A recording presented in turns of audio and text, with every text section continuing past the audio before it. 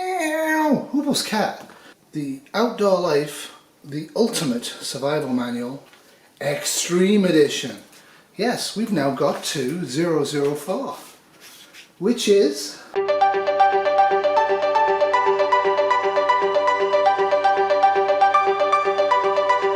so we're all low energy today. We've had too many walks and it's been too warm, and we've been doing garden work. I will be having a bath after this and making myself all beautiful because we're going out tonight for nice vegan food and entertain Kitty's parents, take them to a movie. However, what do I need to pack for surviving in the wild? Well, I'm sure we all have our takes on this one. The first and most important thing I agree with: a lightweight tent plus extra poles and stakes. Something like this. This is the hub above it. It's battle tested. It's been in very severe storms. If you saw Rob Painless's bug out trial that he did online, which is really good, their tents actually got wet in a huge rainstorm. This thing's been in several monster downpours. Dry as a bone. Gotta stay dry. Number two is a ground cloth or tarp. This has a ground sheet in it designed for this, and I could take that out and repurpose that as a general tarp. It also has a tarp covering the tent itself. There is some point, if you're going to stay a long time, to taking an actual thick tarp, but I think more for gathering rainwater. Sleeping bag. This is my sleeping bag. I have much better ones than this, but this is my summer sleeping bag. No point carrying a heavy sleeping bag when the weather's good. I also have a little pillow. They tell you to take a pillow. I agree with that. I think comfort's fine. This can also be doubled up to help if you need to float yourself across pools or rivers. And it's a nice thing to have comfort. They tell you to take a reflective emergency blanket. Only if you're planning on building a super shelter. They actually are kind of useless. They're better than nothing, but I would rather have an actual tent and sleeping bag than a reflective blanket. Becky's a little bit thirsty. A sleeping pad. Totally agree with that. Get a really good one. This is the Thermarest Polar. Got to insulate yourself from the ground both in the summer and very specifically in the winter. You don't have to wait for Becky to finish drinking. Until you take a water filter, I agree. Tried the Sawyer. Becky's ringing again. Becky! Shh, I'm making videos. So what I got last year, and I have tried it out once, is the LifeStraw Mission 12, and I'm going to try that. The second thing they tell you to take is a large water bucket and bucket. I don't necessarily agree that you need a large water bucket and bucket. What this actually has inside it is a viral bacterial and protozoa filter, and it's easy to use. It also has a water bag in it. So I think that's the bucket for me to transport water. I would use the LifeStraw. 2 is 1, 1 is none, but sometimes keep it simple, keep it lightweight, keep it functional. To actually take a plastic bucket, I really wouldn't. Maybe traveling by car. Matchbook, conventional matches and waterproof matches. Plus a striker. That's a good idea.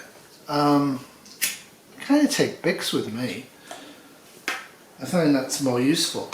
I also take this old camera case that I can't fit a camera in, and it has various bits and pieces in it, including batteries and bare flares and bare bangers in it as well, and spare batteries. And I have to check this all out before I go in the wilds to make sure it functions. But that's a good place to keep your Bics. A wet Bic is annoying. Food for the duration of your trip and extra. Yes, as I've said before, if you are planning to survive, if you're planning to bug out, if you're planning to do anything, at least 50% of your carrying weight should be dehydrated food. It's a good place to carry dehydrated food. Specifically if it's winter, you might want to consider MREs, just so you can have hot food. That's going to be really important. A can opener. So you're going in the wilds on a trip and you might have to survive, so you're taking all this gear with you. Why are you taking a can opener? Now yeah, you might come across a cottage or two that has cans, but if you're going to take a can opener, have one attached to a knife or a small military one. I don't really see why you're carrying a can opener around, and if you do, make sure it's a mechanical one. A small stove, propano or other fuel. I use the BioLite rocket stove. I've got several of these. I love them. They work great where I am.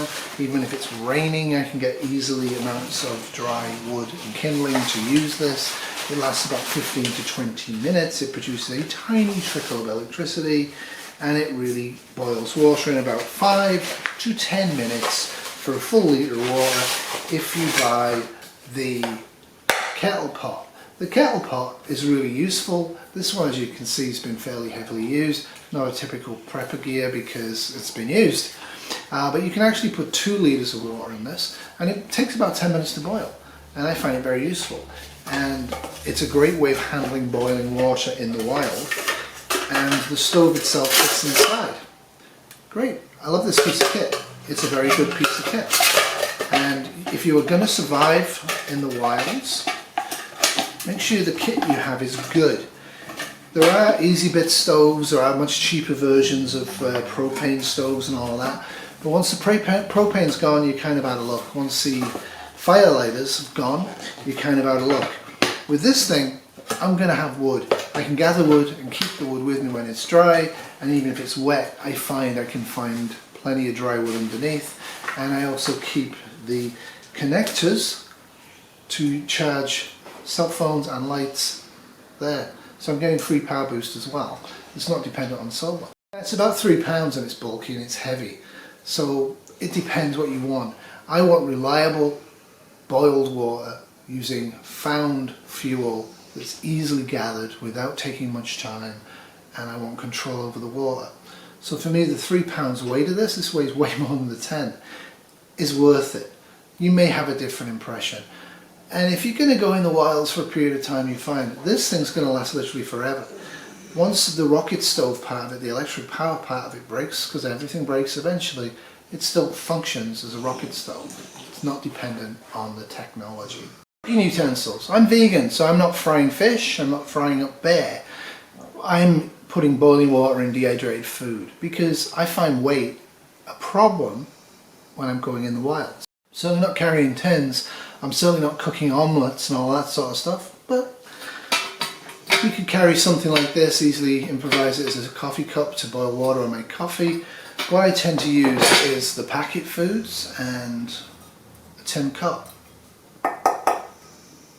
Keep it easy, keep it light. Assorted plastic bags and twist ties.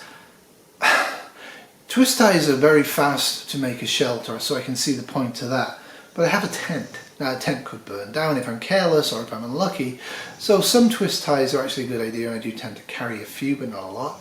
I tend to carry cordage and a couple of knives. I'd rather trust an emergency shelter to cordage than twist ties, but I can see why you might want them.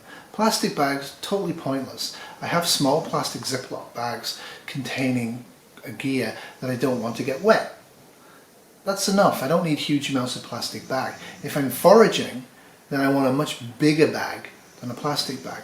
Now the only point of plastic bags, and I do carry trash bags, clear ones in the wild, is to actually get some water from them if you need to, from tree branches. Where I am, I don't really need to do that, so I'm just carrying the plastic bags as an emergency poncho if I really need it, or to inflate to get myself across a river or a lake if the canoes bust. Strips of duct tape folded with the adhesive sides touching so you can pry them apart and use. Now, take a small roll of Gorilla Tape. That's what I take. If I need to use duct tape, I want it to be convenient and fast in use. I may have to really use a lot of duct tape on the inside, the outside of the kayak if it gets punctured to get me home.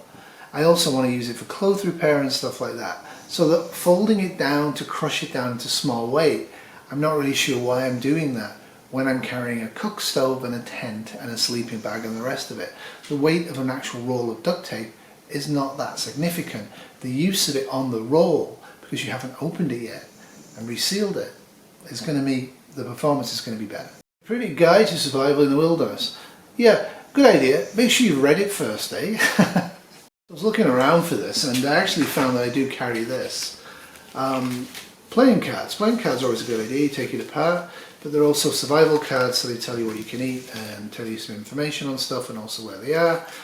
So yeah, playing cards like this I think is a good idea. If I'm trapped there for a while and I have to conserve energy by not doing much, I can play solitaire. I tend to take these, and thanks to Kyle from Plant Based Outdoors for switching me onto them, just so I can actually look and practice depending on what I feel like doing on that particular trip. I have a ton of these, they're very, very good, though expensive. I'm also trying to figure out my tree identification. I'm still pretty useless on that, but it's an ongoing project. So yeah, if you're relying on a survival guide in a survival situation to save you, you're probably out of luck.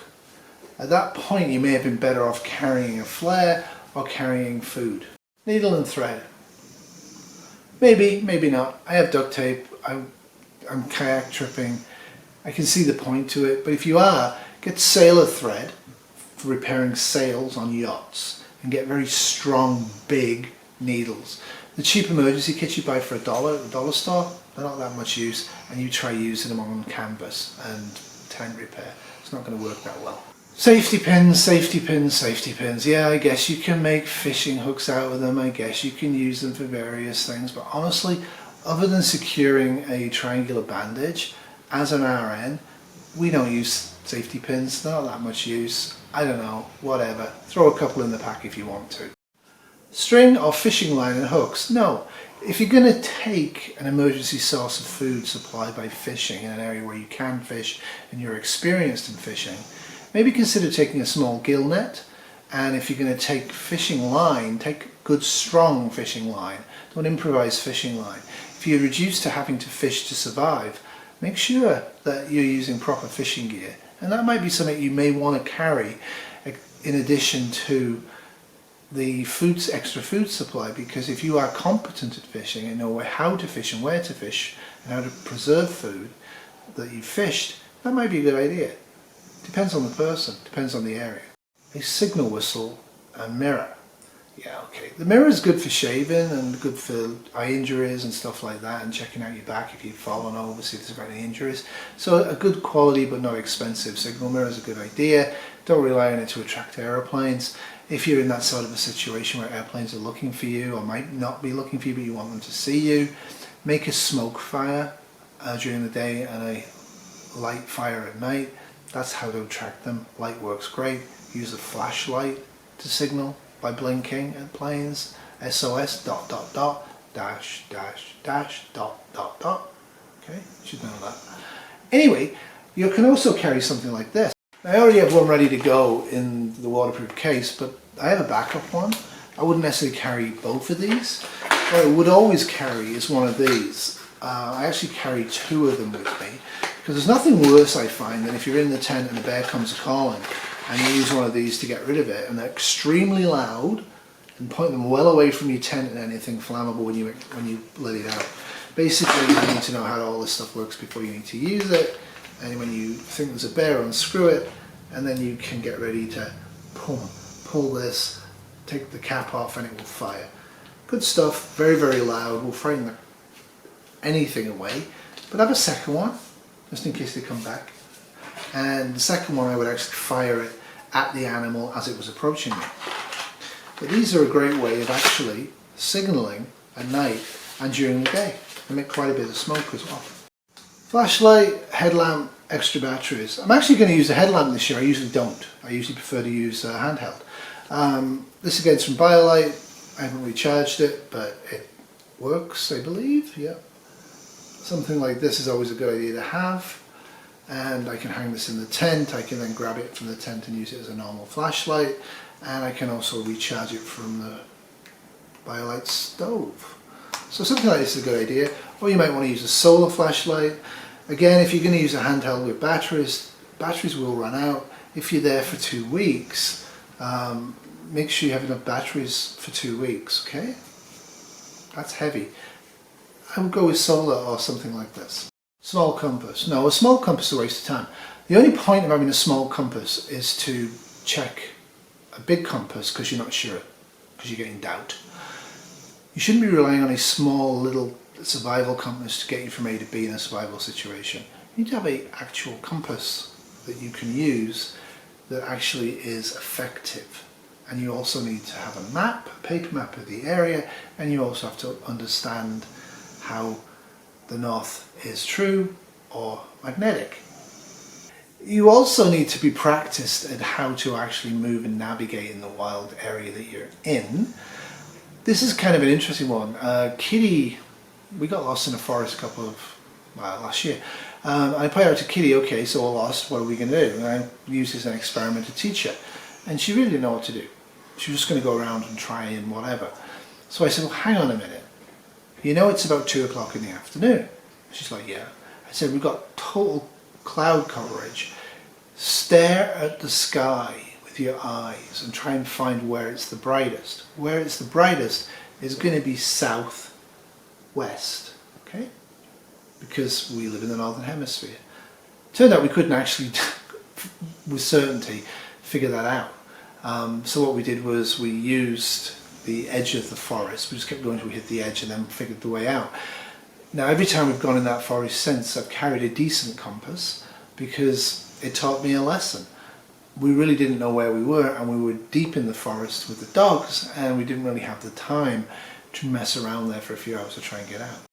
Okay, you're packing to survive in the wild, so they tell you to take some alcohol swabs and adhesive bandages. I don't know about you, but have you ever used commercially available adhesive bandages in the wild? They get dirt on them and they fall off pretty quick, especially if you're in and out of water and you're making fire and stuff like that. Alcohol swabs are a great fire starter, but what you actually need is a decent wilderness survival first aid kit. If you can't make your own, and you should, I do advise you to get something from like Adventure Medical, the most and biggest kit that you can afford in terms of price and in terms of weight. Don't mess around with first aid. A few bandages and an alcohol swab are going to help with hand cuts a little bit, but that's about all. If you strain your wrist or if you strain your leg, you've got to have pressure tensor bandages or you're not going to be able to move and function, and that could kill you. So this is total crap. They tell you to take a sturdy but small folding knife. Well, I do take a small and sturdy folding knife because I find it useful for doing small work around the camp. But I wouldn't take this as my only knife. I also take a fire steel. Just a quick shout out there to James from Waypoint Survival. I will be using this. So I very much disagree with that. If you're in the wilds, take a full tang sturdy knife. This is a buck, and wear it open carry. If anybody comes at you because they're insane and wants to kill you, you better be able to use this quickly, not root around your backpack for it. And it has multiple uses, both for lighting fires and for all sorts of things. You need to have a big, full tang knife in a survival wilderness situation. Just having a folder that's sturdy doesn't cut it. I take that and I take this, and I also take a Mora as well. Because, you know, I might want to do some fine work in terms of making feathers and stuff like that. I can use the buck, but this works better. I would think the knife is so important I would have 3, not one small folder. My bad, they do say to take a sturdy fixed blade knife, so they're actually recommending you take 2. I think 3. I'd also take something like this, which I would use as a fire steel, because fire steels in emergency situations, if they're big enough, pretty much are very helpful. The little one that I have, I'm going to use that when I get used to using a little one, but this is a great backup. So this is my first aid kit that I take on my camping trips, because I'm an RN, I've made my own up, but again, Venture Medical's good. Oops. I have a Bic in it. I have Bics all over the spot actually when I go camping. I think they're very important. And it has a whole bunch of stuff in here, including tick tweezers, proper dressings, and a whole bunch of stuff that I might need. And one day I might bore myself and go through my first aid kits, but not today. I'm going on a kayak camp, so I use wet dry bags, and I have ones I've used already, and I bought some new ones, so I find these really useful because they can wedge into the kayak. Now something like this for water carry is essential. Something like this to tie up your food so bears don't get it is also essential, not mentioned in this book. And this book doesn't mention cordage. I used to like paracord. I've decided it's crap and over expensive, but bank twine, I carry bank twine with me, a ton of it. You never know when you might need it. I take backup glasses, both sunglasses and distance glasses. I also take things to clean the glass with. I also take a tent repair kit, Rather than take extra poles, I'm able to repair the poles, and I think that's a good thing to have. I also take gloves, work gloves, in addition to the kayak gloves, and I also take a bug suit. Again, a lot cheaper and lighter than using DEET, a lot more healthy than using DEET, and so this is what I would do. I would also say if you're going into the real wilds, you need to get yourself a satellite emergency beacon. You also need to make sure that one person, preferably two people who you trust, who you've left behind, know when you left, where you left, what your probable travel routes are and when you're expected to come back, and what to do if you don't come back, because that's always a useful thing to have, isn't it? And you might want to check the weather forecast, and you might want to take a small shortwave radio, because weather can change, and let's face it, you don't want to get stuck out there if it's going to be a hurricane or a tornado. Next week it's how to make a survival tin. I don't actually have one, so I'm kind of looking forward to that. And the week after that it is first aid kit, so stay tuned. Anyway, hope you enjoyed that. Remember, in SHTF, tomorrow will always be worse than today, especially if you don't feed your dogs. Toodles.